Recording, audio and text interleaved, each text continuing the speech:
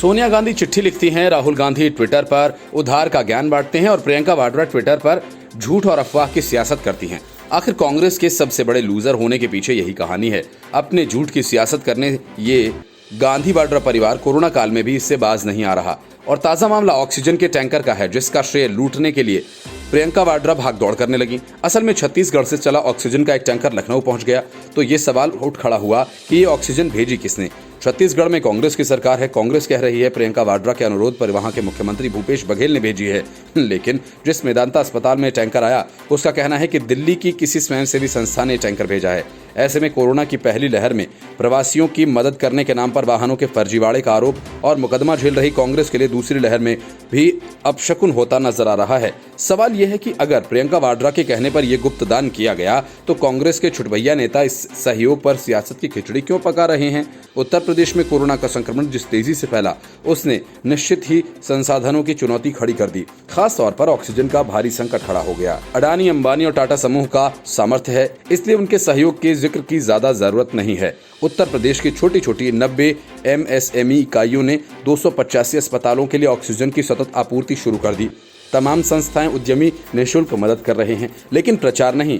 इस बीच 3 दिन से एक संदेश फेसबुक, व्हाट्सएप और ट्विटर पर छाया हुआ है। वह ये कि उत्तर प्रदेश में ऑक्सीजन की भारी किल्लत को देखते हुए कांग्रेस महासचिव प्रियंका वाड्रा के अनुरोध पर छत्तीसगढ़ के मुख्यमंत्री भूपेश बघेल ने 16 टन ऑक्सीजन का टैंकर लखनऊ के लिए भेजा। बुधवार को यह टैंकर मेदांता अस्पताल पहुंचा तो फिर प्रदेश अध्यक्ष अजय कुमार लल्लू से लेकर तमाम नेताओं ने अपनी पार्टी की जय जयकार के संदेश प्रसारित करने शुरू कर दिए। जब प्रक्रिया से जुड़े सूत्रों ने इस बारे में बात की तो वहां से दावा किया गया कि दिल्ली स्थित एक स्वयंसेवी संस्था ने ऑक्सीजन टैंकर भेजा है।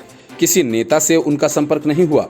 हालांकि ये भी कहा गया हो सकता है कि NGO के पीछे गोपनीय ढंग से प्रियंका वाड्रा की भूमिका रही हो। तो फिर लखनऊ में नेता श्रेय लेने के लिए बेताब क्यों हैं? उन्हीं का सुझाव भी था कि सहयोग में राजनीति नहीं होनी चाहिए। जल शक्ति मंत्री डॉक्टर महेंद्र सिंह ने कहा कि सरकार ने सोमवार को 530 टन और मंगलवार को 630 टन यानी 2 दिन में 1160 टन ऑक्सीजन की आपूर्ति कराई।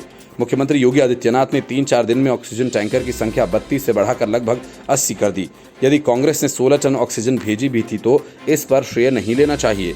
ये संकट का समय है, सभी को निस्वार्थ सहयोग करना चाहिए, क्योंकि भूपेश बघेल ने ट्वीट किया और कहा कि कांग्रेस के प्रदेश प्रवक्ता डॉक्टर उमाशंकर पांडेय का कहना है कि पार्टी को तो तब पता चला कि जब छत्तीसगढ़ के मुख्यमंत्री भूपेश बघेल ने इसकी जानकारी दी। अस्पताल को किसी ने भी ऑक्सीजन भेजी हो, वह जनता की जान बचाने के ही काम आएगी।